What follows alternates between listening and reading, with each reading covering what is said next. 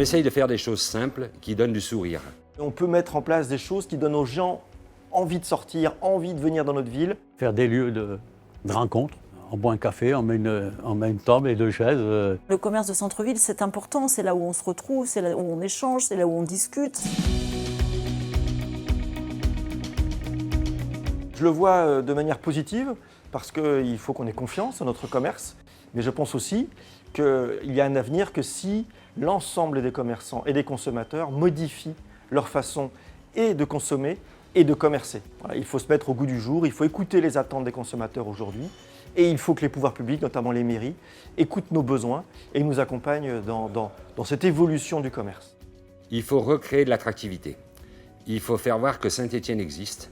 On a des commerces qui sont superbes, qui représentent l'ensemble du commerce de France, je dirais.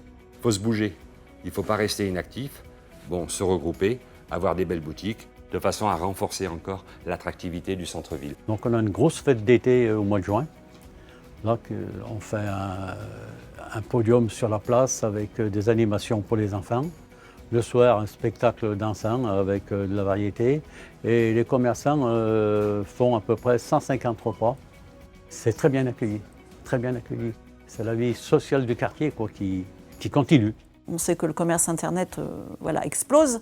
C'est ce qui fait aussi, c'est une des raisons du fait que nos commerces de centre-ville changent. Mais on est tout seul derrière son écran et il est important aujourd'hui de garder une vie de centre-ville, que nos commerçants se retrouvent, que nos habitants aillent visiter nos commerçants, qu'on puisse échanger, retrouver ce commerce de centre-ville, c'est important. Avec la mairie, c'est simple. Depuis qu'on a monté l'association, je dirais que nos relations sont très très bonnes. On travaille sur la végétalisation, on travaille sur la propreté de la rue. Il n'y a pas que l'animation à proprement dit. Voilà, c'est un tout. Pour nous, c'est super important. Il y a 2 choses. Il y a les subventions. Ils nous prêtent du matériel, le podium, les tables, les chaises, tout. On travaille en équipe, quoi. C'est vrai que la mairie nous apporte son soutien à travers les infrastructures, à travers ses services. Aujourd'hui, le commerce est difficile. Il y a de l'adversité, il y a un problème de pouvoir d'achat. Donc en se regroupant, on travaille ensemble et ça profite à tous, pas seulement aux restaurateurs.